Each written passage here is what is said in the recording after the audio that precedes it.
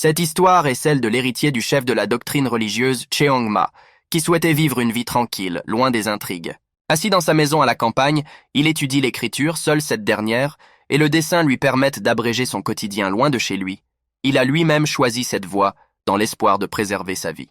Myung-Woon avait vu l'escouade approcher et sentait maintenant la présence de l'homme derrière la porte. Bien que le visiteur ne se soit pas encore identifié, l'homme sait qu'il s'agit de son gendre. Il l'interroge donc sur les raisons qui l'ont amené au village, dans la maison de Myung-Woon. Le gendre a dit qu'il était venu avec un cadeau du maître, et cela semblait même un peu étrange, car le maître et Myung-Woon avaient des relations plutôt tendues. Le jeune homme regarde d'un œil sceptique l'invité qui arrive. Perplexe et surpris que ce soit son gendre qui ait été choisi pour remettre le prétendu cadeau. L'homme avait déjà compris que le cadeau avait une implication, mais il a quand même demandé à Lee Seung-won ce qu'il avait apporté exactement. Le guerrier place soigneusement une petite bouteille devant Myung-Woon.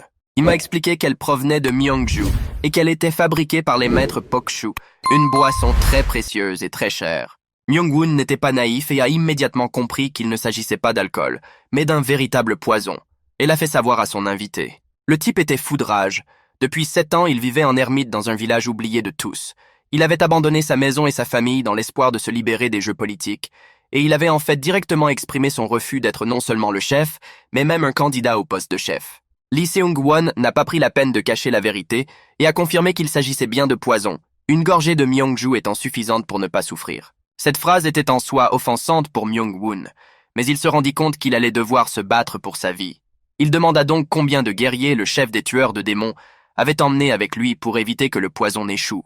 Le guerrier répondit que 42 personnes de l'escouade noire des assassins étaient revenues avec lui au cas où, mais qu'il serait en fait capable de gérer cette situation tout seul. Myung-Woon referme le livre avec irritation, tant les propos de son beau-frère sont empreints d'assurance et le mettent en colère. Pendant ce temps, Seung-won se lamente mentalement d'avoir été choisi en tant que chasseur de démons pour une tâche aussi ennuyeuse, et que la cible ne soit pas un redoutable méchant, mais un jeune étudiant qui dessine et lit des livres.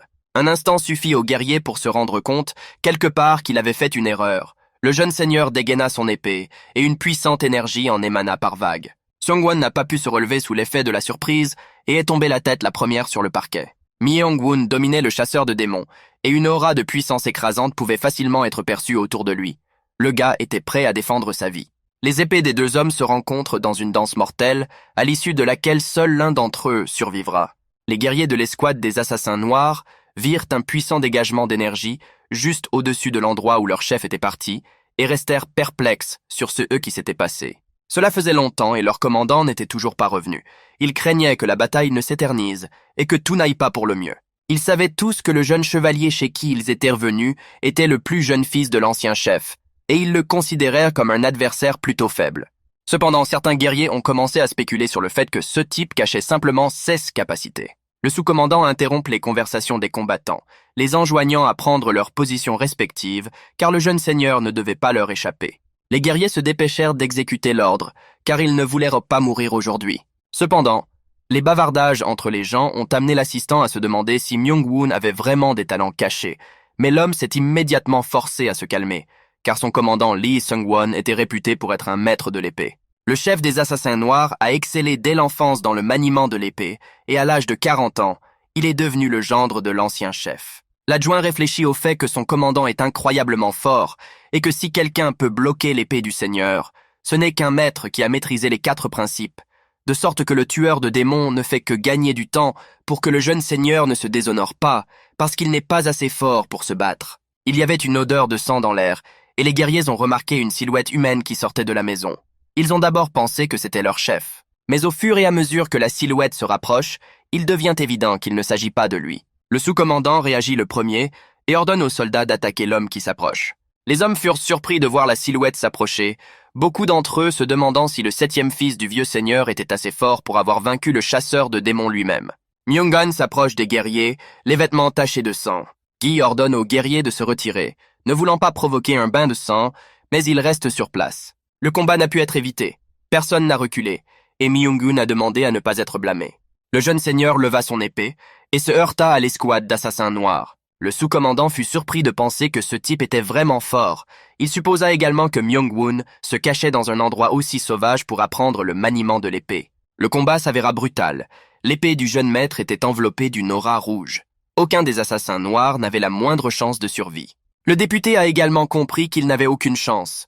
S'il ne se retirait pas, il mourrait. S'il se retirait, il serait également puni par le nouveau maître. Soudain, l'homme vit de nombreuses épées tomber sur lui directement du ciel. Il réalisa immédiatement qu'il s'agissait d'une technique magique d'illusion d'épée, et ses conjectures sur la force de Myung-Won n'en furent que confirmées. Le guerrier commença à refléter une à une les épées illusoires, car il ne savait pas laquelle était la vraie, et ne remarqua pas que le jeune seigneur l'attaquait par la gauche. Le coup de poing précis et puissant de Ma Young-Won a enfoncé son adversaire qui s'est écroulé au sol. Une dernière pensée traversa l'esprit de l'adjoint du shérif. Il n'était pas étonnant que ce jeune homme ait vaincu le chasseur de démons. Il était vraiment fort. Mi Young-Won marchait sur le sentier de la forêt et pensait que ces imbéciles avaient tort, qu'il pouvait penser qu'il était si insignifiant qu'il ne serait pas capable d'utiliser le pouvoir de l'épée au moins à ce point. L'homme a reçu une balle dans l'estomac, la blessure lui fait mal. Il ne peut pas marcher et il est tellement épuisé que chaque pas qu'il fait est difficile. Il décide de s'examiner car la sensation est étrange. Puis Myung.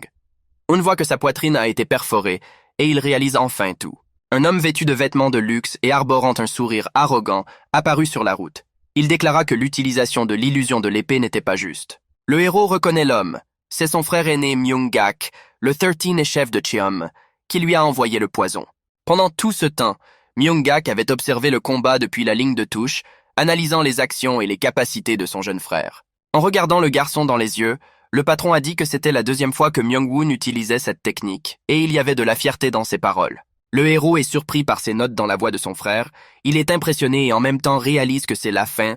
Le gars n'a pas compté sur son frère pour venir le chercher en personne. Myung-Won tousse, son état s'aggrave de minute en minute, il ne tient plus que par la force de sa volonté. Il ne pouvait pas manquer l'occasion de poser à son frère la question principale, à savoir pourquoi Myung-Gak était allé si loin. Après tout, il était plus âgé, et Myung-Won n'avait jamais prétendu prendre la place de son père. Le patron a regardé le plus jeune avec un sourire en coin et lui a répondu que c'était parce que le gagnant prenait tout, et qu'il voulait être le gagnant. La loi de l'école Kyonma est la suivante. Celui qui arrive au sommet obtient tout, et celui qui perd tout. Myung-Won est choqué. Il demande si c'est la seule chose qui a poussé son frère à commettre un acte aussi cruel. Myung-Gak regarde le héros avec arrogance et rétorque que Myung-Won ne respecte pas les règles de l'école. Le blessé ne tient plus debout et s'écroule devant son frère avec une seule idée en tête. Il ne pourra plus augmenter son niveau de compétence. Le chef promet d'enterrer le corps de Junior dans un endroit ensoleillé, puis tourne les talons et s'en va. Il entend son frère crier son nom dans son dernier souffle, mais il avance sans se retourner, se sentant victorieux. Myung-Won s'allongea sur le sol et regretta de ne pouvoir répondre dignement au vieil homme, sa conscience l'abandonnant. Soudain, l'homme entendit une voix. Nulle part et partout à la fois, quelqu'un qui lui demandait si le héros était désolé, s'il voulait se battre à nouveau contre son frère. Le héros a décidé qu'il était désolé. Après tout, il a eu une chance de s'échapper et ne l'a pas saisi. Et s'il y avait eu une chance de se battre à nouveau, il aurait fait un bien plus grand effort pour survivre. Le héros est surpris de penser qu'il lui arrive quelque chose. Il a du mal à respirer, comme s'il était sous l'eau. Immédiatement, l'image de l'enfer aquatique dont les professeurs m'avaient parlé à l'école m'est venue à l'esprit. Le gars se sentait désolé pour lui-même parce qu'il ne méritait pas une telle fin, il voulait juste vivre. Ceux qui auraient vraiment dû être en enfer étaient Myung-Gak et le reste des frères qui ont déclenché une guerre au sein de la famille. Soudain, la situation change, c'est comme si on le sortait de la captivité de l'eau. Il y a une sensation de légèreté et d'espace autour de lui, et quelqu'un le secoue. Le héros tente de respirer en toussant, de l'eau coule sur son visage, mais il est conscient et peut regarder autour de lui. C'était une journée claire et ensoleillée, je me trouvais sur la rive d'une petite rivière, non loin du palais principal, où siègent le chef et d'autres personnages importants. Myung-Won s'essuya les yeux avec sa manche. Il n'arrivait pas à croire ce qu'il voyait, et il ne comprenait pas comment il se trouvait ici. Car il y a quelques instants, il était allongé, épuisé, dans une clairière de la forêt du village, très loin du palais. Le héros entendit une voix familière mais inamicale, dont le propriétaire n'hésita pas à ricaner et à le traiter d'imbécile. Le type est resté bouche bée, s'est cru en enfer avec son frère, a poussé un juron et a été presque assourdi par le cri de Myung-Gak. Le frère aîné était furieux. Il ne pouvait pas permettre qu'un plus jeune lui parle de façon aussi irrespectueuse. Les garçons ont commencé à se battre, d'abord en s'insultant, puis en se donnant des coups de poing et en s'emparant de leurs vêtements. Myung-Gak n'était pas seulement plus âgé mais aussi beaucoup plus grand que son frère. Il a mis de la force et a poussé le plus petit dans la rivière. La chute a été écrasante pour Myung-Won, non pas parce que son frère l'a poussé facilement, mais parce que la surface de l'eau reflétait le garçon, qui était un garçon. Voilà ce qu'était le héros à l'âge de 12 ans, ce qui se passait dépassait l'imagination de l'héritier. Mais son grand frère ne l'a pas laissé faire et l'a attaqué à nouveau avec ses poings. Les deux garçons se disputent sérieusement, aucun ne voulant céder à l'autre. Soudain, un garde s'interpose entre les deux frères, éloigne un bagarreur de l'autre et exige l'arrêt de la bagarre. Myung-Won ouvre la bouche de surprise. Il se souvient de cet homme. Le héros ne comprend pas comment ce grand homme a pu se retrouver ici. Il était une fois Jung-Moon, un garde ordinaire, mais sa persévérance et son talent l'ont aidé à s'élever au rang de maître des 4 principes. L'homme a regardé le maître et s'est rendu compte qu'il avait l'air d'avoir une vingtaine d'années, alors que lorsque Myung-Won l'a rencontré, le guerrier était beaucoup plus âgé, à la fin de la cinquantaine. En regardant à nouveau son frère, le héros se rend compte que Myung-Gak a lui aussi l'air d'un enfant en ce moment. Jung-Moon fut surpris que le 7e jeune maître connaisse son nom alors qu'ils ne s'étaient jamais rencontrés. Mais comme le garçon connaissait son nom, le commandant de la garde le salua formellement. Myung-Gak ne peut supporter une telle injustice et crie de toutes ses forces contre le garde, lui faisant comprendre que son statut est bien supérieur à celui d'un jeune frère. Levant le menton et affichant une expression des plus arrogantes, le 6e jeune seigneur écouta les excuses du guerrier. Myung-Gak pensait que si un garde voulait continuer à travailler au palais, il devait être plus conscient de qui avait un statut plus élevé et se comporter en conséquence. L'homme a demandé au garçon de faire attention à ce qu'il faisait, car dans le palais, même un petit désordre peut devenir un gros problème. Les deux bagarreurs acquiescent aux paroles du garde, sachant que la bagarre entre eux aurait pu avoir de graves conséquences pour chacun d'entre eux. Myung-Gak dit qu'il ne fait rien de spécial, qu'il ne fait qu'embêter son petit frère, fait demi-tour et s'en va en vitesse. Mais Myung-Hoon a pris du recul et est resté bouche bée. Il n'arrivait pas à croire qu'il avait à nouveau 12 ans. Le héros fut également surpris de se retrouver dans l'enceinte du palais, car cela faisait 7 longues années qu'il n'avait pas revu sa maison. Et le garçon se souvenait bien de la scène qui s'était déroulée 27 ans plus tôt, lorsque le 6e frère l'avait poussé dans l'étang. Cette journée s'est mal terminée, le garçon ne savait pas du tout nager et lorsqu'on l'a sorti de l'eau, il était entre la vie et la mort, ce qui a eu pour conséquence un rhume qui n'a pas quitté le corps du garçon pendant plus de 10 ans. Myung-Won se dit qu'il a probablement remonté le temps, mais il ne sait pas si c'est vrai. D'un autre côté, le héros s'est rendu compte qu'il s'agissait peut-être d'un rêve, mais qu'il était bel et bien mort, car la blessure était grave et les morts ne rêvent pas, et la voix qui demandait, c'est peut-être sa 2e chance de gagner pour survivre. Myung-Won pense que pour tenir sa promesse et vaincre Myung-Gak, le héros doit devenir plus fort, et qu'une relation chaleureuse avec un grand homme comme Jung-Moon lui sera utile à l'avenir. Sans hésiter, il saisit la manche du garde et lui demande si cette Jung-Moon est vraiment la bonne. L'homme confirme qu'il est bien le détenteur de ce nom et s'incline devant le 7e jeune maître. Le garçon voulait récompenser le garde pour son aide, mais le garde a refusé, car un serviteur doit suivre les ordres de son maître. Mais l'homme ne pouvait pas accepter facilement la récompense, car si quelqu'un le voyait accepter ne serait-ce qu'une épée du jeune seigneur, la rumeur se répandrait immédiatement que le guerrier s'était rangé du côté du 7e prince, et pour le palais principal où il y avait une lutte de pouvoir caché, c'était dangereux.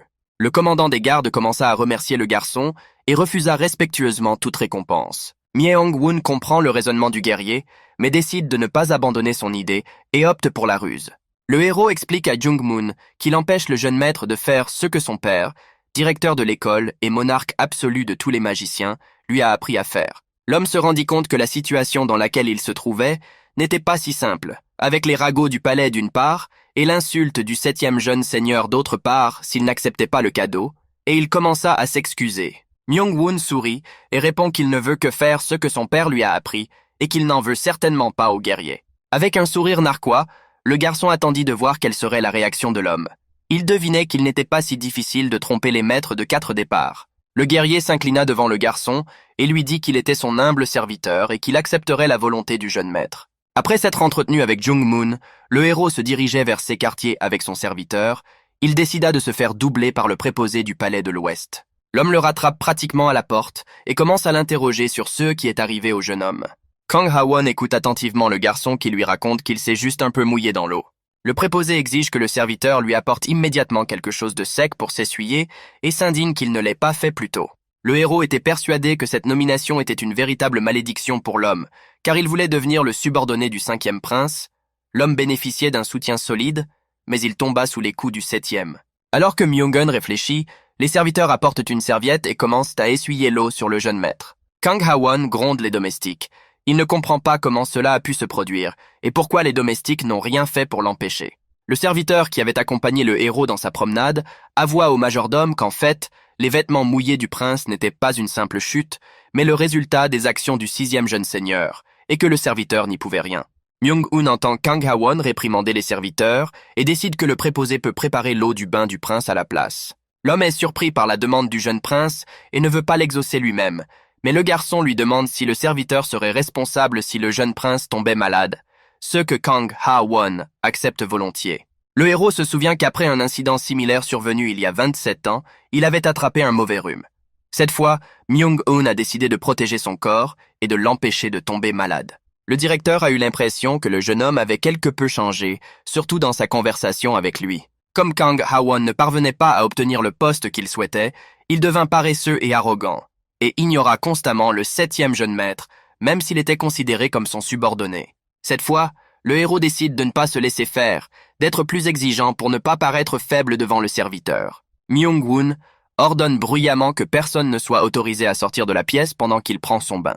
Les serviteurs inclinèrent docilement la tête et le majordome se demanda si son maître avait toujours été aussi bruyant et pourquoi il commençait seulement à s'en apercevoir. Le héros se retourne lorsqu'il entend Kang Ha-won ne pas répondre à son ordre et demande pourquoi l'homme ne répond pas. La question a quelque peu surpris le subordonné, qui ne s'attendait pas à ce que l'on s'intéresse autant à lui. Le prince répéta son ordre d'un ton encore plus sombre qui fit trembler les serviteurs. Le directeur Kang s'inclina respectueusement et confirma à haute voix que l'ordre de son maître avait été accepté. La demeure du septième jeune seigneur s'appelait le Palais Occidental et était située près de la porte occidentale où vivait Myung-hoon lui-même, ses serviteurs et l'administrateur qui veillait au bien-être du palais. Le héros plongea dans l'eau avec la vapeur qui l'enveloppait. La sensation était merveilleuse, et il pensa que si quelqu'un l'entendait parler, il le prendrait probablement pour un vieil homme. Lorsque Myung-hoon a été tué, il avait 40 ans. Il n'était pas vieux mais pas jeune non plus, mais il voulait se croire encore jeune. Après s'être examiné de près, le héros se rend compte qu'il y a un problème. Il est trop maigre. Il se souvient que le professeur soupirait constamment devant la maigreur de l'élève, mais à l'époque, il ne comprenait pas pourquoi. Le héros pensa qu'il avait rencontré son maître, le maître de l'illusion de l'épée Wang Zhong, à l'âge de 15 ans, ce qui signifiait qu'il lui restait encore 3 ans avant leur rencontre et qu'il ne fallait pas perdre ce temps, il fallait qu'il commence à s'entraîner seul. D'ailleurs, il pensait déjà tout savoir sur l'illusion de l'épée. Le problème était maintenant l'épée elle-même. Bien que Myung-hoon soit loin de son maître, il pense avoir appris le sens profond de la technique dans toute sa plénitude. Myung-gak, quant à lui, a réussi à apprendre les enseignements de Cheom, et le héros n'était pas assez fort pour l'affronter.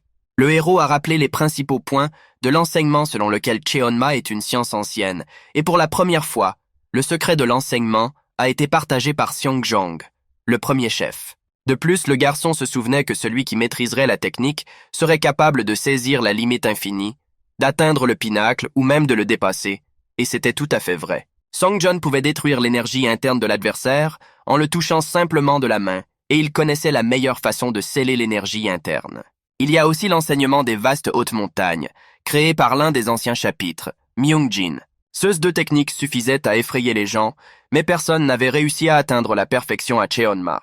Myung-hoon commença à réfléchir sérieusement. Quelles autres techniques pourraient être utilisées pour maîtriser la magie, la technique Shaolin, les enseignements de l'école Hwasan, les enseignements Taegeuk de l'école Mudan?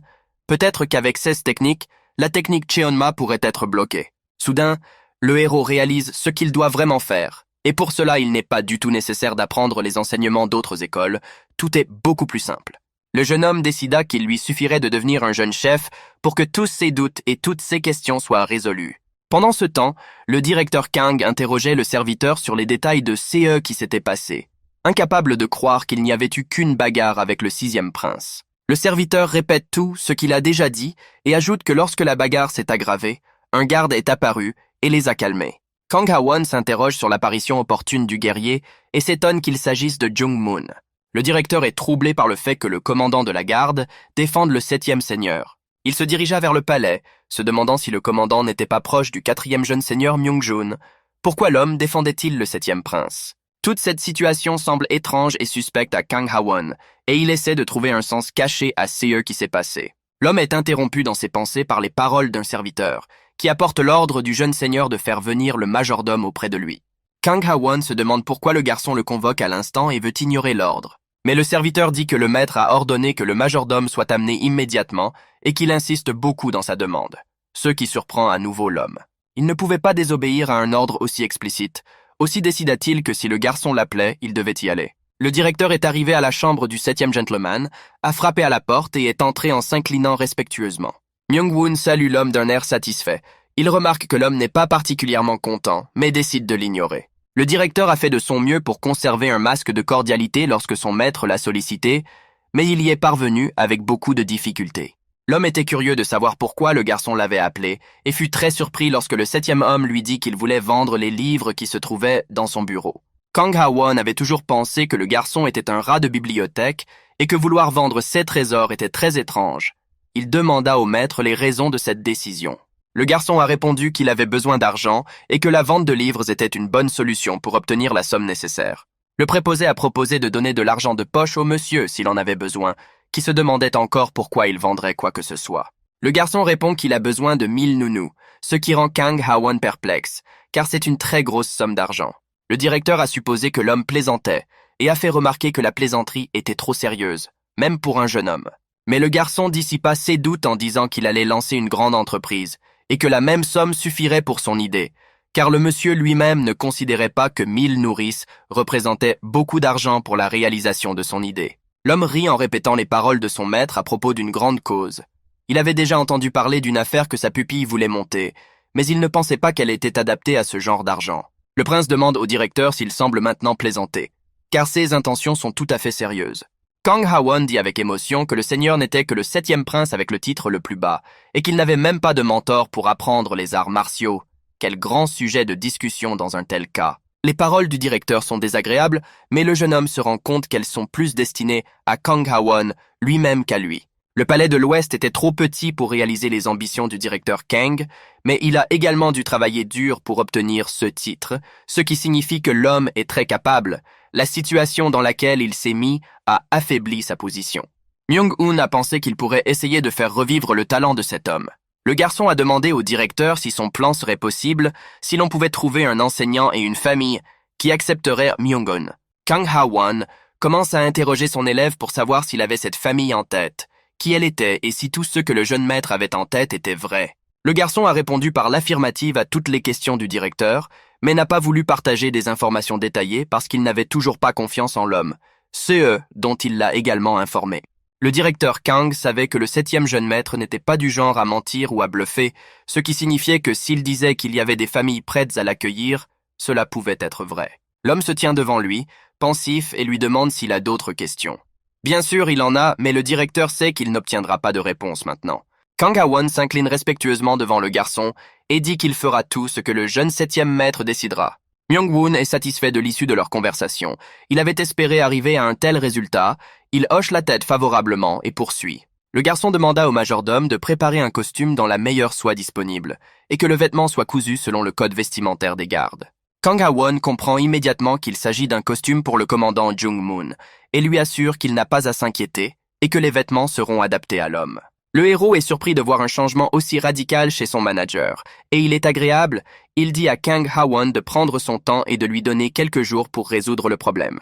L'initiative de l'homme est venue par vagues, et il a assuré qu'il ferait face à la tâche même pendant la nuit, ce qui a amusé son maître, et il a reçu 3 jours de grâce, et l'ordre de ne pas torturer les serviteurs, parce qu'il coudrait les vêtements. Kang Ha-won pensa que non seulement la façon de parler du garçon avait changé, mais aussi son comportement et sa façon de donner des ordres. Kang Ha-won vit de la confiance dans le 7e chevalier et pensa que quelqu'un était derrière lui. Le directeur pensait que ce garçon était une mauviette, mais maintenant il pouvait clairement voir ses griffes, et tout ce qu'il pouvait penser, c'est que le garçon avait certainement un soutien, peut-être une famille qui n'avait pas d'héritier. Pour autant que Kang Ha-won le sache, le 7e prince n'avait aucun parent du côté de sa mère, et il était donc difficile de spéculer sur une famille en particulier. 3 jours plus tard, le majordome apporte au jeune seigneur un costume cousu dans la soie, la plus fine que le palais de l'Ouest puisse offrir, le vêtement ayant été taillé à partir de notes trouvées dans les registres des gardes. Myung-Woon regarde le costume. À première vue, il semble correspondre parfaitement à la taille du commandant Jung. Le garçon pense que le talent de chacun est différent, et il est satisfait du résultat. Le garçon rendit la tenue au maître de Cannes en lui demandant de la préparer correctement afin que le garçon puisse apporter le cadeau au guerrier. Kang Ha-won est surpris que le septième prince lui-même veuille apporter les vêtements aux gardes. Myung-woon regarde son subordonné d'un air interrogateur et lui demande ce qu'il y a d'étrange à remercier la personne qui a aidé le jeune prince. L'assistant commença à expliquer au garçon que le rang de Young-moon, même s'il était commandant, était encore trop bas, et que si le jeune maître allait le remercier personnellement, ce serait trop.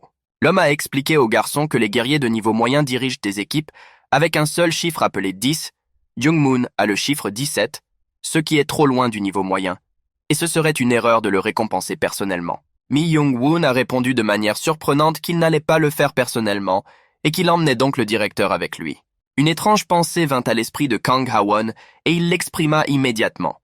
L'homme devina que son prince rendait la récompense si publique pour rendre le quatrième jeune maître jaloux. Dans un premier temps, l'homme a décidé de découvrir ce que le directeur savait exactement et lui a demandé pourquoi il pensait ainsi. Après avoir reçu confirmation de l'information selon laquelle son frère était jaloux de tout ce qu'il possédait, y compris de ses subordonnés, Myung-woon a assuré au manager que le prince jaloux expulserait certainement Jung-moon de son entourage après une telle chose, et qu'il pourrait alors l'avoir pour lui. Le principal Kang, stupéfait par la réflexion de son professeur et par le fait qu'un garçon de 12 ans puisse mettre au point un plan aussi astucieux, s'est intéressé à l'esprit vif de Myung-woon et lui a demandé quelle était l'étape suivante. Le héros se rend compte que 16 questions ne sont pas si simples, qu'il lui manque peut-être quelque chose, et il tente une astuce en disant qu'il aimerait entendre les pensées de Kang Ha-won pour les comparer aux siennes. Le subordonné raconte au maître ce qu'il a appris lors de la collecte d'informations pour la confection des vêtements de Young-moon.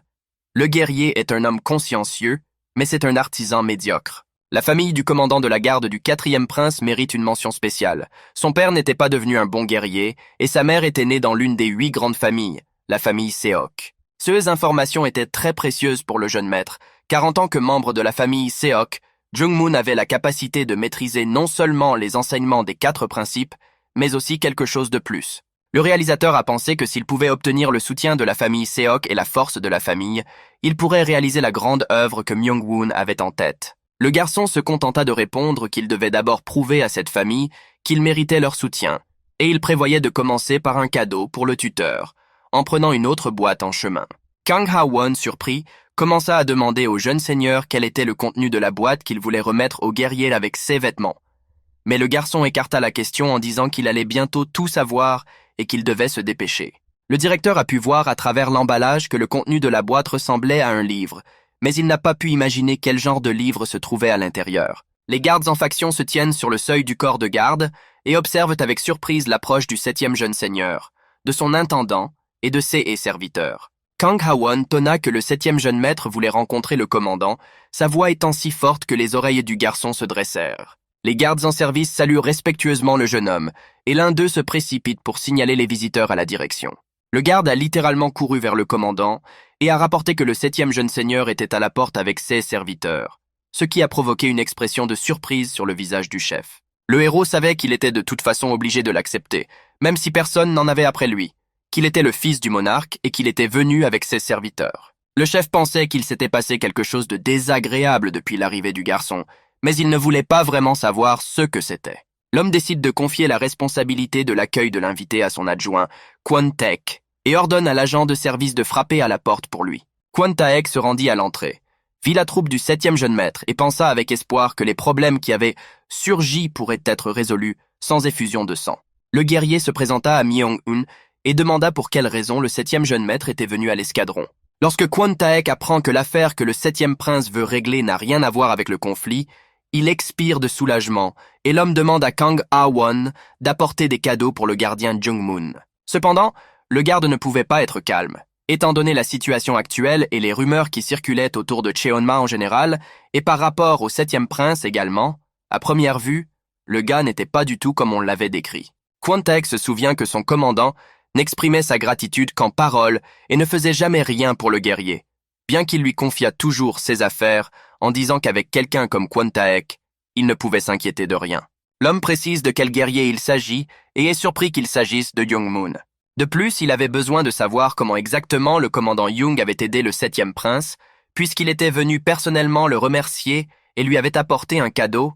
Le garçon n'entra pas dans les détails, se limitant à des phrases générales. D'après les paroles du jeune maître, le guerrier avait déduit que Jung-moon s'était distingué par quelque exploit. Le directeur Kang avait pensé, au cours de leur conversation, que le garçon exagérait probablement délibérément l'aide apportée par le guerrier. Myung-gun ordonne à un subordonné de remettre à Kwon Taek le cadeau destiné au commandant de la garde et demande au guerrier de le remettre au destinataire. Après avoir reçu la lourde boîte, Jung-moon a pensé qu'il y avait de l'argent à l'intérieur, ce qui signifiait qu'il n'y avait pas de problème avec ce cadeau. Le guerrier décida de demander si le jeune chevalier voulait remettre personnellement la récompense au destinataire. Et le majordome pensa de même, car en chemin, le garçon avait dit qu'il le ferait. Le garçon sourit sincèrement et répondit que ce n'était pas nécessaire, qu'il ne voulait pas causer d'ennui à Jung-moon et qu'il suffirait de lui transmettre ses remerciements. Après avoir dit tout ce qu'il avait à dire, Myung-woon et son entourage sont rentrés, tandis que Kwon Taek a promis d'exécuter l'ordre et leur a souhaité un bon voyage. Avant de remettre le cadeau au guerrier, l'assistant l'a présenté à son commandant pour qu'il l'inspecte. Le cadeau se composait d'un costume de soie coûteux et d'une boîte. Le commandant ordonna aux gardes d'ouvrir la boîte car son contenu permettrait de déterminer ce qui s'était passé. Le guerrier hésita, n'étant pas sûr que c'était la bonne chose à faire, et supposa qu'il n'y avait peut-être pas d'argent à l'intérieur. Kwon Taek ouvre tout de même la boîte et, à l'expression de stupéfaction sur le visage du commandant, il est clair qu'ils sont dans le pétrin. Sur le chemin du palais de l'Ouest, le directeur Kang essayait de deviner ce que contenait cette boîte. Elle était assez lourde et l'homme pensait qu'il pouvait s'agir d'une dague ou d'une arme quelconque. Remarquant l'humeur pensive de son subordonné, Myung-hoon lui demande ce qui le tracasse et se voit répondre qu'il ne trouve tout simplement pas de réponse à sa question. Kang Ha-won ose demander s'il y a de l'argent dans la boîte qu'on lui a donnée en guise de récompense de guerrier, ce qui provoque le rire du garçon qui se demande où il va trouver l'argent. L'homme s'est rendu compte de son erreur car le garçon ne lui avait même pas donné d'argent, mais il était toujours curieux de savoir ce qu'il y avait à l'intérieur. Le héros répondit calmement que la boîte contenait du Hwan Simgon et fut abasourdi par la réaction violente de son serviteur. Le manager Kang se mit même à bégayer. L'homme s'exclama qu'une telle chose n'aurait jamais dû être donnée, et se dit que si le jeune maître était comparé à ses pairs, il était bien sage. Kang Ha-won ne comprend pas comment le jeune prince ne s'est pas rendu compte de l'évidence, car le Hwan Simgon est le livre d'arts martiaux le plus précieux de la bibliothèque. Il fut tellement surpris par la générosité ou la stupidité du jeune seigneur dans le choix du cadeau, qu'il proposa de retourner chercher le livre, car il était probable que la boîte n'avait pas encore été livrée au guerrier. Le héros s'empresse de rassurer son subordonné en disant au majordome que, puisque ce livre était si prisé, le jeune maître en écrirait un nouveau à son retour au palais. Le directeur Kang, intrigué par les propos du jeune prince, lui demande ce qu'il entend par écrire un nouveau livre de Hwan Simgon. Le garçon a expliqué qu'il avait appris le livre par cœur et que s'il l'écrivait dans le même ordre, il formerait un autre livre, Hwan Simgon. L'homme n'en croyait pas ses oreilles. La mémoire du 7e prince devait être si bonne pour faire une telle chose, tandis que Myung-woon pensait qu'il ne pourrait jamais oublier le contenu de ce livre. Les mesures d'enseignement de son mentor étaient si fortes qu'après des décennies, il s'en souvenait mot pour mot. Le prince expira et prononça la première phrase par laquelle le Hwan Simgon avait commencé, à savoir que le Hwan est un principe qui unit les choses incongrues. L'homme reconnut que ce garçon était spécial et que ses compétences dépassaient les normes acceptées. Il était si facile d'apprendre la technique de l'énergie interne, très différente de la technique habituelle du Tonap, par la force de quelques personnes. Sur la table devant le commandant en chef se trouve le livre le plus précieux de Hwan Simgon, celui qu'il a découvert lorsqu'il a ouvert la boîte pour le gardien. Kwon Taek a également vu le livre et a été surpris qu'il soit offert dans une boîte. Le commandant pensait également que ce cadeau était excessif en guise de remerciement et que si le 4e seigneur apprenait que le 7e prince avait offert ce livre à Jung-moon, il serait furieux. L'homme connaissait la nature soupçonneuse de son seigneur et était sûr que celui-ci ordonnerait immédiatement de renvoyer le commandant de la garde, croyant que le cadeau avait été envoyé par quelqu'un de puissant. Mais ramener la boîte signifiait aussi nuire à la position du 7e prince. Cette pensée occupe le commandant en chef, mais soudain son esprit évoque un bon plan auquel il décide de s'en tenir. Bien sûr, le plan était loin d'être parfait, mais au moins il résolvait en partie le problème créé par le don du 7e seigneur. Le lendemain matin, Jung-moon se présenta devant l'entrée du palais occidental, fut accueilli par le préposé et demanda la raison de la visite du guerrier. L'homme est tendu et pensif, ce qui pousse Kang Ha-won à poser d'autres questions. Le directeur n'est pas satisfait de la réponse du garde, qui lui dit qu'il doit voir le 7e prince. Kang Ha-won veut en savoir plus sur CE qui a amené le guerrier à sa porte. L'homme ne voulait pas révéler au majordome la raison de sa visite, mais celui-ci refusa de le laisser entrer dans le palais, affirmant qu'il ne pourrait le rencontrer que s'il savait ce dont le garde avait besoin. Après une nouvelle tentative pour expliquer la nécessité de rencontrer le jeune seigneur, Kang Ha-won arrête le guerrier, disant qu'il est au service du seigneur et qu'il ne permet à personne de le voir sans avoir une idée de ce que le visiteur apporte. Le majordome dit qu'il doit le faire et se rend au palais, mais le guerrier court après lui en disant qu'il ne peut pas revenir et tombe à genoux devant l'homme. Le garde s'inclina devant le chef du palais occidental et demanda à nouveau à être escorté jusqu'au bureau du 7e seigneur, car l'affaire qu'il avait à traiter avec lui était très importante. Le préposé a supposé que le guerrier dirait quelque chose de ce genre, il s'est donc retourné et lui a dit d'attendre à la porte. Kang Ha-won se précipite dans la chambre où se trouve le 7e prince. Myung-won comprend immédiatement que le directeur va l'informer de l'arrivée de l'invité. L'homme dit que si le garde est venu au palais si tôt le matin, c'est qu'il veut probablement rendre le Hwangsimgon, ce qui surprend le directeur Kang car rendre le livre n'est pas rentable pour eux. Le 7e prince argua qu'au contraire, une telle chose leur était très bénéfique, car cela signifiait de deux choses l'une. Soit le frère aîné mourait déjà de jalousie, soit il y avait des rumeurs parmi les gardes au sujet du cadeau qu'ils avaient reçu. Myung-won était prêt à rencontrer Young-moon, mais son représentant n'était pas de cet avis, car si le guerrier voulait vraiment donner le livre, la position du 7e jeune maître au palais se dégraderait. Kang Ha-won ne comprenait pas le cheminement de pensée du jeune prince qui commençait à penser qu'il pourrait ne pas accepter le retour de Hwangsimgon. L'inquiétude de l'homme était implacable. Mais le garçon ordonna à un garde de le laisser entrer. Un jeune homme apparut à la porte de la pièce et se présenta respectueusement au 7e seigneur, le remerciant de lui donner l'occasion de discuter du sujet qui le préoccupait. Le directeur adopte une position d'observateur, observe attentivement le guerrier et tente de découvrir exactement le plan du jeune prince. Myung-gun a demandé ce qu'il y avait de si urgent à ce que l'homme vienne le voir aux premières heures du matin. Ce à quoi le garde a répondu qu'il avait reçu un cadeau qu'il ne méritait pas. En disant cela, il sortit un livre de Hwangsimgon de sous sa robe et le tendit au jeune maître. Jung-moon s'est agenouillé et s'est excusé auprès du garçon de vouloir lui rendre le cadeau, car il avait dépassé les limites de ce qu'il pouvait faire. Le prince dit que le guerrier lui semblait être un homme plus poli et plus courtois, et quand il demanda si quelqu'un d'autre que Jung-moon avait vu le livre, il fit semblant d'être très surpris. Le fait que le garde soit venu le voir ainsi immédiatement après avoir reçu le cadeau, alors que personne n'avait vu le livre, ne pouvait que signifier que le 7e prince et le commandant Young entretenaient une relation amicale très forte. Les gardes du palais sont directement liés au 4e prince, et si ce dernier l'apprend, les rumeurs se répandront et le frère aîné de Myung-won ne sera pas en reste. Le garde se rend compte de ce qu'il a fait, car il n'a jamais pensé à une telle chose, mais il n'y a pas de retour en arrière possible. Le héros demanda une dernière fois à Jung-moon s'il était sûr que personne d'autre que lui n'avait vu Hwangsimgon. Et le guerrier hésita. L'homme se souvenait avoir reçu un cadeau du 7e prince et, en passant, le sous-commandant lui avait chuchoté que Jung-moon ne devait pas accepter Hwangsimgon, afin que tout reste intact. À ce moment-là, le commandant Jung était confus, il ne comprenait pas de quoi parlait l'aîné et ne savait pas comment renvoyer discrètement le livre à l'expéditeur. La confusion momentanée du guerrier suffit au garçon pour comprendre que quelqu'un d'autre que Jung-moon avait déjà vu le livre. Le prince comprit que l'homme avait été poussé à venir ici si tôt avec le livre, mais le fait que le guerrier soit venu seul au palais de l'Ouest n'était pas vraiment en faveur du héros. Il en avait déjà été averti par le directeur Kang. Le type essayait de trouver qui d'autre aurait intérêt à cacher cette affaire. Comme il en avait l'intention, le garçon décida de ne pas prendre le livre.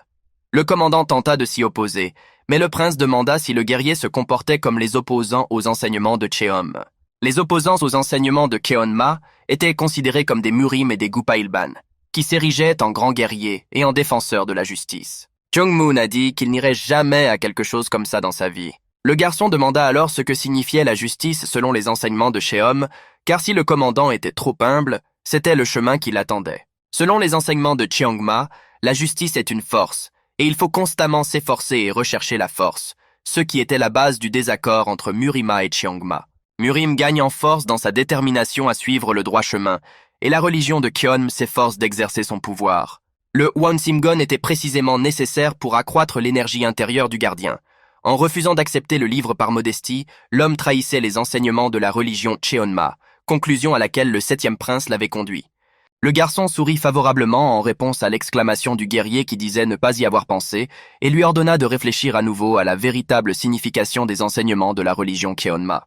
Jung-moon s'en retourna, promettant au prince qu'il se souviendrait de 16 paroles et les suivrait, tout en pensant que le descendant de Cheonma était vraiment différent des gens ordinaires, car il avait déjà des pensées si profondes à un si jeune âge. Dans la cour, les guerriers de l'armée du Hyunmu s'entraînaient. 42 combattants parmi les plus forts et les plus courageux qui s'entraînaient quotidiennement et amélioraient leurs compétences au combat. Myung-won observe les hommes et remarque qu'ils s'entraînent paresseusement. comme s'il le faisait de force. La technique de l'épée utilisée par les guerriers de cet escadron est en fait une technique de base des enseignements de Cheonma. Mais parmi toutes les techniques de base, ils ne se sont concentrés que sur la technique de l'épée. Le garçon expira de déception et demanda à Kang Ha-won si ces magnifiques guerriers n'allaient pas lui enseigner d'autres techniques que celle de l'épée des ânes. Ce à quoi le directeur répondit que c'était une évidence. Le garçon se demande alors à quoi ressemble cette technique, car il ne pourra rien voir d'autre dans la performance des guerriers. Visiblement nerveux, l'assistant répondit que les hommes maîtrisèrent les techniques de base, mais qu'il y avait encore beaucoup d'imprécisions dans leurs mouvements, ce qui étonna le garçon, car il avait entendu parler de la grandeur de l'armée de Hyunmo. Kang Ha-won s'empressa d'expliquer au prince que seule une armée de 10 escouades avec 10 commandants pouvait être forte dans l'armée de Hyunmu, que ceux qui avaient un statut inférieur n'avaient pas de capacité spéciale, et que la technique de combat de la 17e escouade ne pouvait donc pas être qualifiée de spéciale. En voyant Jung-moon sur le terrain, le héros s'est dit qu'une description similaire était probablement inhérente à ce guerrier. Mais en utilisant les souvenirs de sa vie passée, le garçon a su que cet homme avait un grand avenir. Le prince devina que son frère aîné était maintenant rancunier et très en colère contre les frasques du jeune prince, et le directeur pensa de même. Cependant, Myung-won ne peut s'empêcher de penser qu'il se trompe peut-être sur la réaction de son frère, qui est trop calme. Le garçon ordonna à son subordonné de continuer à suivre Jung-moon et de lui raconter tout en détail plus tard, tandis qu'il se dépêchait de mettre en œuvre son prochain grand plan. Le héros est allé dans une école publique pour apprendre la technique du TONAP. La base de la technique de gestion de l'énergie dans cette école est le détachement. Contrairement aux enseignements de l'ancienne école, dans le TONAP, les deux mains ne sont pas placées sur l'estomac, mais sur les genoux. Puis vous devez inspirer profondément par le nez et expirer par la bouche. La technique du TONAP ne permet pas les excès. Sa pratique demande une telle concentration que l'on en oublie même la notion de temps. Et c'est ce qui est arrivé à notre héros. Myung-won se rendit compte que l'heure du taureau était déjà passée. C'était la nuit profonde. Le garçon fut surpris par la quantité d'énergie noire qui sortait de lui en même temps que la sueur pendant sa méditation. Je n'avais jamais obtenu un tel effet aussi rapidement et j'ai donc été très satisfait de ce que j'ai vu. Cependant, il n'osait pas se détendre, car son adversaire avait déjà atteint un niveau de compétence bien plus élevé. Le héros se compare à son frère aîné.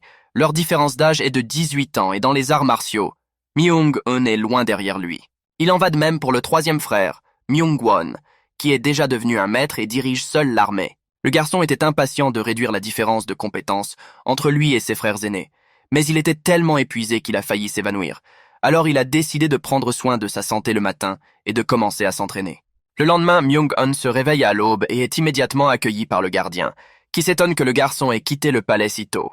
Kang Ha-won apporte des nouvelles de Jung-moon. L'homme a été rétrogradé et envoyé servir à la frontière. La meilleure option serait de renvoyer le guerrier, mais cela suffira à réaliser le plan du 7e prince. Bien sûr, l'homme était un peu triste de ne pas pouvoir prendre le guerrier à son service aujourd'hui, mais il décida d'attendre son retour au palais. Le héros remercie son subordonné et lui demande de s'occuper du reste.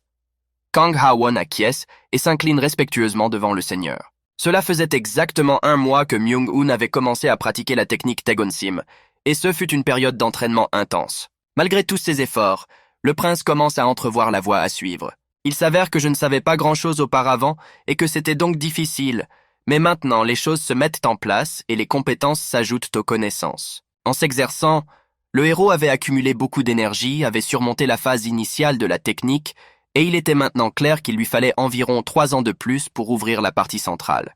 Tôt le matin, on entendit des ronflements dans le palais et, après s'être exercé, Myung-won dormit profondément. Mais son sommeil a été perturbé par un serviteur qui l'a réveillé vers 5 heures du matin, alors que la réunion de Myung-won avec le patron était sur le point d'avoir lieu. Le garçon attendait avec impatience le jour où il verrait son père, le grand Tae Hwa-jong. Le héros est accueilli par la secrétaire du chapitre, Seok Bi-young, une très jolie fille et un maître des arts martiaux.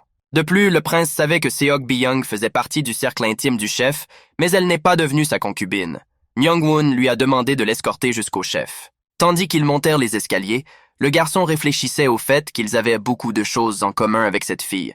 Après tout, elle aussi était issue d'une famille noble.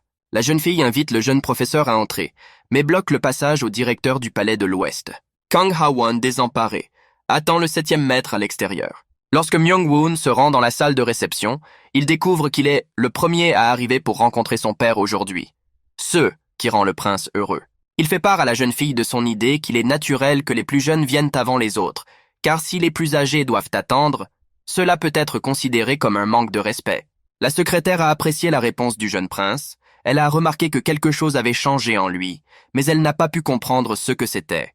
Alors elle a loué sa lecture. Le type a obtenu l'effet désiré et l'a corrigé d'un point de vue philosophique en disant que l'on peut apprendre beaucoup de choses dans les livres, mais qu'il est certain que tous ceux dont on a besoin ne s'y trouvent pas non plus. Le sixième, Monsieur Myung-gak, est apparu dans le dos de la secrétaire et a crié son exaspération pour qu'on le fasse entrer immédiatement dans la pièce, furieux que son jeune frère soit venu voir son père avant lui. Myung-gak savait que son frère étudiait dans une école publique et a été surpris de le voir ici avant les autres membres de la fratrie. Le sixième prince ne manque pas l'occasion de se moquer de son frère, soupçonnant ses intentions cachées, mais Myung-woon ne se laisse pas prendre à l'exclamation provocatrice de son frère. La jeune fille rit doucement. Elle a compris ce qui avait changé chez le jeune prince. Il était devenu plus calme et elle était curieuse de savoir comment il avait réussi à opérer un tel changement en lui. Le fredonnement du sixième prince fut interrompu par la voix sonore de son cinquième frère, Myung-jun. Auparavant, le héros n'avait pas réalisé que derrière la voix forte et le corps robuste, le vieil homme cachait ses pensées, mais maintenant il s'en rendait compte. Myung-jun salue joyeusement les plus jeunes, donnant l'impression qu'il est très heureux de les voir et d'échanger quelques mots. En réponse à la question de son frère, Myung-eun a dit qu'il était occupé à lire des livres. Il a essayé de blesser le cinquième en disant qu'il lisait des livres religieux, mais cela n'a pas marché. Son frère a juste dit que le gars ne se trompait pas. Le secrétaire annonça l'arrivée du chef de clan, et les frères cessèrent immédiatement de parler. Myung-jun est heureux de voir ses fils et les invite à se mettre à table pour discuter des affaires familiales importantes. Le chef demanda au cinquième prince comment se passait son entraînement. Il était évident que le prince était nerveux à l'idée de répondre devant son père, car il n'avait pas encore perfectionné ce qu'il apprenait. Son père l'encourage en lui disant qu'un jour, il trouvera sa voie et réussira. Myung-gak, nerveux lui aussi, répondit au monarque qu'il avait décidé de se consacrer à l'étude de la technique des 4 commencements. Myung-gun ne comprenait pas et ne partageait pas la tension nerveuse dans laquelle les frères étaient plongés. Mais il ne pensait pas que la rencontre avec son père était accablante. Il était même excité à l'idée de la rencontrer. Myung-jun dit à son fils cadet qu'il a entendu dire qu'il avait atteint l'illumination, et le garçon est surpris. L'homme a répondu modestement que ses actions ne pouvaient pas être qualifiées de la sorte, d'autant plus qu'il n'avait rien changé. L'homme a été satisfait de la réponse de son fils et a dit que lorsqu'une personne a changé son attitude envers la vie ou les enseignements dans la bonne direction, cela peut également être appelé l'illumination. À cela, le garçon a répondu qu'il faisait chaque jour de son mieux pour grandir et se développer. Le secrétaire a remarqué l'assurance avec laquelle le septième prince se sent et se comporte devant le patron. Les frères aînés se sentent mal à l'aise et le plus jeune est calme. À ce moment-là, la jeune fille pensa que le septième seigneur pourrait être l'héritier parfait pour le poste de chef de clan. Les frères se demandèrent s'ils avaient répondu correctement à leur père et regardèrent le plus jeune avec surprise. Il était toujours le même et quelque chose avait changé en lui. Le chef voulait savoir si ses fils avaient tout ce qu'il fallait et s'il y avait quelque chose dont ils avaient besoin et qu'il pouvait leur donner. Le cinquième prince fut le premier à répondre. Myung-jun dit que beaucoup de gens s'occupent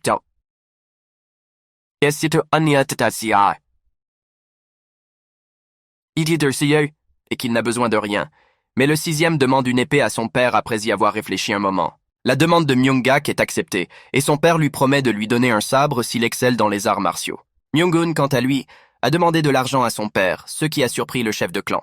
Le père a supposé que son fils voulait acheter plus de livres. Tout le monde savait que le septième prince était connu pour son amour de la lecture. Mais la réponse du garçon a vraiment choqué non seulement le monarque, mais aussi toutes les personnes présentes. Le garçon répondit qu'il n'avait pas fait attention à ses serviteurs pendant qu'il était occupé à ses études, et que lorsqu'il les avait vus dans leur logement l'autre jour, il avait vu à quel point ils étaient mauvais. Le père lui a demandé s'il avait besoin d'argent pour s'occuper réellement des domestiques. Le garçon a répondu qu'un gentleman qui ne s'occupe pas de son entourage est comparable à un criminel. Le patron a ri et a accepté d'accéder à sa demande. Alors que Myung-gun s'éloigne du palais, un directeur anxieux court vers lui. Il entend des rires et est surpris par l'intensité de la voix de son patron que l'on entend même de l'extérieur. Le garçon dit que la raison pour laquelle il rit est qu'il a demandé de l'argent à son père. Et Kang Ha-won se demande pourquoi c'est l'argent et non les arts martiaux que le septième maître a choisi. L'homme suivait le héros et lisait qu'il avait raté une si belle occasion d'étudier les arts martiaux et qu'il ne savait pas quand une telle occasion se représenterait. Le type l'a interrompu en lui demandant de préparer le camp d'entraînement.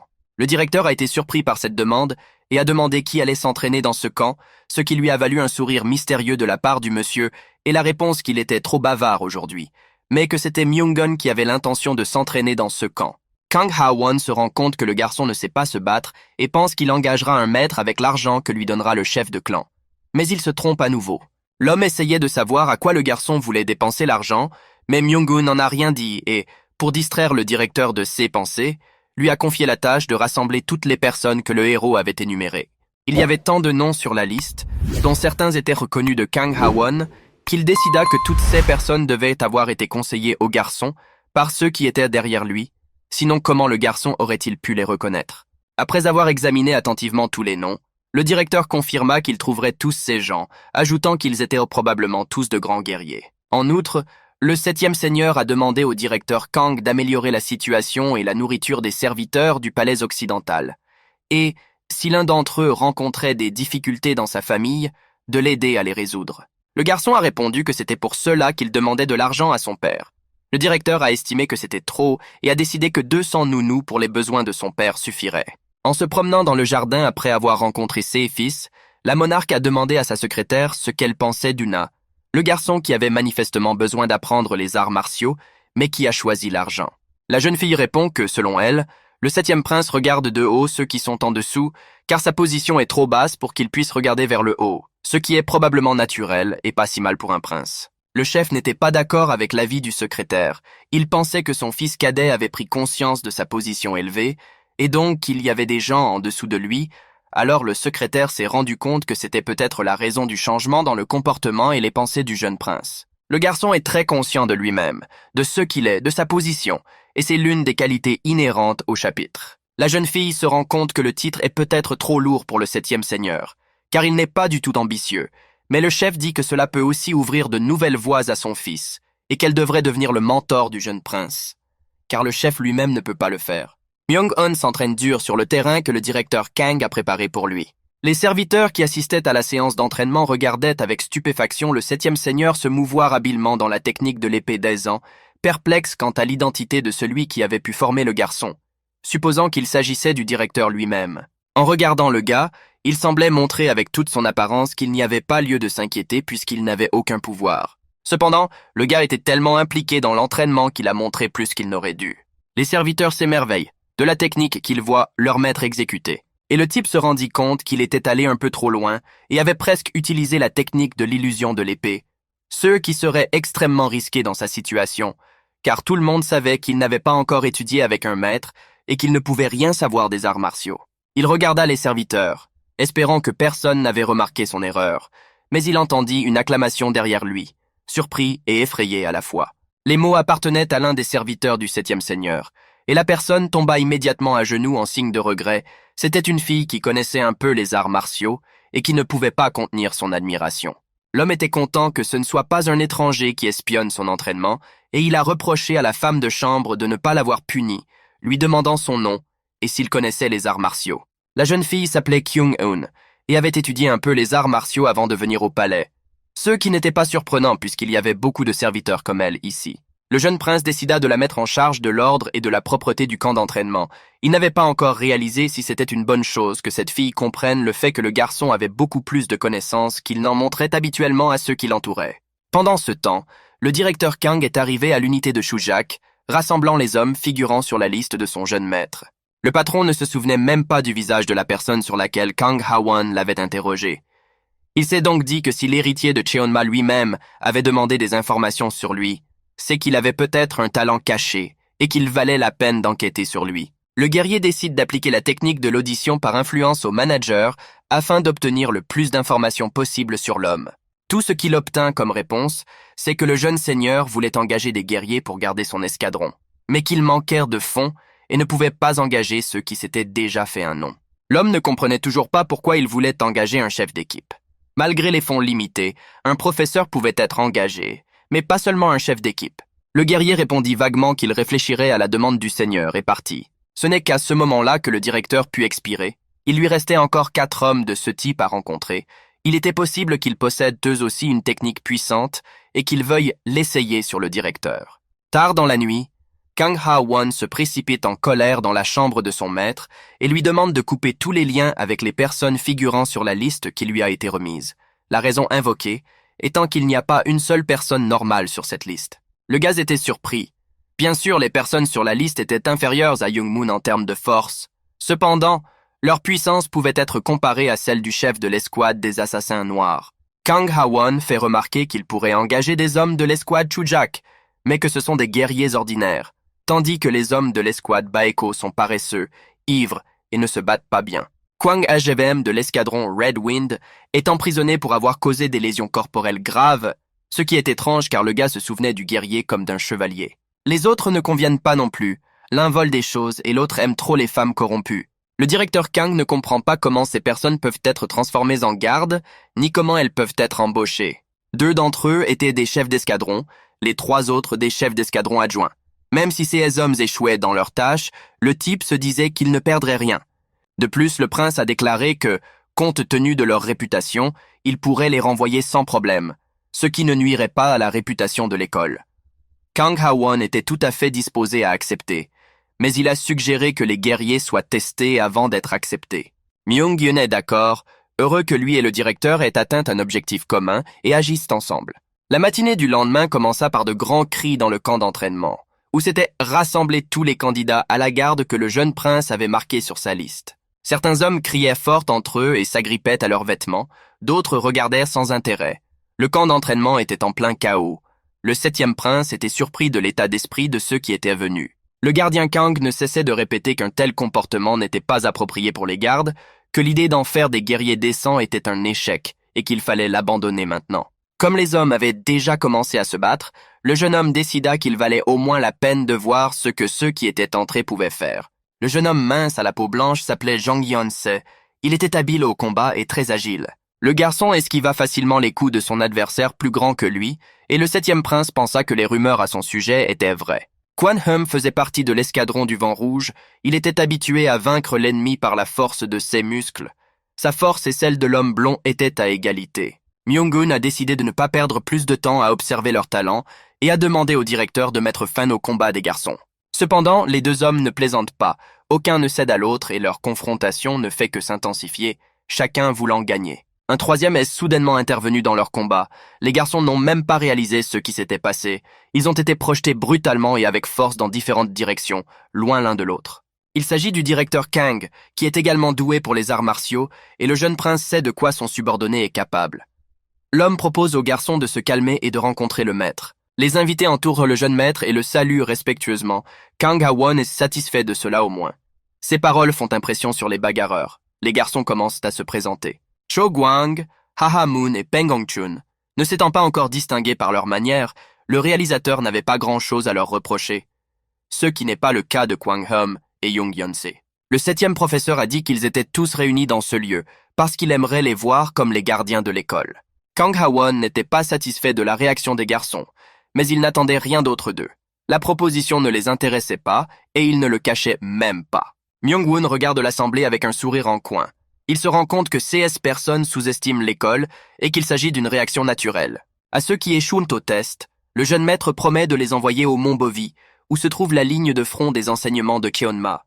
Cette information ne plaît pas aux hommes, qui considèrent qu'un tel ordre est exagéré juste parce qu'ils ont échoué au test et ne sont pas devenus gardiens de l'école. Le prince ignore ces exclamations et, comme si de rien n'était, propose de se réchauffer pour commencer. La secrétaire du monarque a fait part de ses réflexions et des paroles du seigneur à l'ancien du Haut-Clan, Seok Junmyeon, en lui disant également de ne pas prendre ses paroles trop au sérieux, car elles pourraient simplement correspondre aux intérêts de l'enfant qui grandit. La jeune fille est persuadée qu'elle ne doit pas faire d'histoire au sein du clan, car Myung-won n'a pas sa place dans la lutte pour le pouvoir que se livrent les princes au palais. Le vieil homme a dit qu'un navire ne se déplace pas sans vent, et le 7e prince ne devait donc rien faire de spécial, car la probabilité qu'il batte les concurrents pour le poste d'héritier était trop faible. La jeune fille, qui connaissait le garçon depuis son enfance, répondit au vieil homme que ce serait peut-être trop cruel pour le 7e seigneur, mais celui-ci répliqua qu'il serait bien plus cruel d'être oublié parce qu'il n'était pas assez fort. Les épreuves pour obtenir une place de garde à l'école du petit seigneur avaient duré plus d'1 journée. Les hommes étaient épuisés et brisés par l'effort qu'il leur avait fallu faire pour ne pas partir perdants au Mont Bovi. Le directeur ordonne aux hommes de terminer leur entraînement pour la journée et de se reposer. Il est satisfait des résultats. Les guerriers ne sont pas aussi désespérés qu'ils l'avaient d'abord pensé. Kang Ha-won se demande comment le garçon a pu voir les capacités de chacun des hommes, alors que le réalisateur lui-même n'a vu que leurs défauts et leur superficialité. Myung-woon dit qu'ils ont besoin d'un professeur après tout, et Kang Ha-won confirme qu'en apprenant d'un guerrier fort, ces garçons pourront développer leurs compétences et devenir meilleurs. L'homme pensait que le patron du maître ferait office de professeur, mais le maître lui a dit que la formation des garçons se déroulerait dans le sous-sol, dans l'obscurité totale, de sorte qu'ils ne puissent pas voir les visages des autres. La seule chose que le garçon ne dit pas, c'est qu'il va former lui-même les gardes, mais personne ne doit le savoir. Le lendemain matin, les garçons endormis étaient rassemblés dans le camp, attendant le maître et réfléchissant à l'épreuve que le garçon avait préparée pour eux aujourd'hui. Personne n'avait de raison ou de désir d'aller dans les montagnes. Pendant qu'ils parlaient, les garçons n'ont pas remarqué que le maître, le directeur Kang et les serviteurs sont arrivés au camp. Kang Ha-won a demandé l'attention des personnes présentes et leur a demandé de s'approcher. Les Warriors ne voulaient pas aller à la montagne. Ils ont donc décidé que travailler pour le garçon serait une bien meilleure alternative. Le directeur de l'école annonce que les 5 garçons ont réussi le test et qu'ils deviendront gardiens de l'école, mais à certaines conditions. Peng Hongchun s'est vu interdire de boire car l'alcool l'empêche d'obtenir les meilleurs résultats. Kangum n'avait pas le droit de s'engager dans des altercations ou des combats, car s'il devenait fort, les autres ne se battraient tout simplement pas contre lui. Ha-ha-sun n'a pas le droit de toucher aux affaires des autres, sinon on lui coupe la main. Le blond pensait que se couper les membres était trop, mais il s'est immédiatement juré de ne même pas regarder les filles s'il perdait le combat contre Cho Guan. Cho Guan a été surpris d'être choisi pour punir tous ces types et a posé une question logique à l'homme, qui lui a simplement dit d'aller de l'avant. Myung-woon a emmené le garçon au sous-sol et a voulu commencer l'entraînement à cet endroit. Le garçon a expliqué que le maître des arts martiaux l'entraînerait ici et qu'après le cours, il pourrait facilement affronter 4 adversaires à la fois. Le garçon était excité. Il voulait vraiment commencer à s'entraîner pour vaincre l'arrogant Kwangum, mais Tae avait un peu honte de ne pas être assez fort pour cela pour l'instant. Le garçon dit que le guerrier était trop franc en admettant sa faiblesse, et qu'en tant qu'homme, il devait d'abord apprendre à être courageux, ce qui laissa le garçon perplexe, car ses paroles semblaient avoir été prononcées par un vieux sage. Myung-hoon a poursuivi ses instructions en disant que si un homme continuait à douter de lui-même, à manquer d'assurance, aucune compétence ne l'aiderait à atteindre le point le plus élevé de la maîtrise. Cho Guang promet que cette fois-ci, il se débarrassera de sa simplicité et de sa banalité, parce qu'il devra absolument devenir fort, et que lorsque l'entraînement commencera dans 2 jours, il sera prêt. Le 7e seigneur libéra le guerrier pour qu'il reprenne des forces et appela la jeune fille qui s'était cachée contre le mur pendant tout ce temps. Elle commença à s'excuser d'avoir surpris la conversation, mais Myung-gu l'interrompit. Elle disait qu'elle pratiquait les arts martiaux, et cette information était importante pour lui. Il était temps de voir ce que la jeune fille pouvait faire exactement.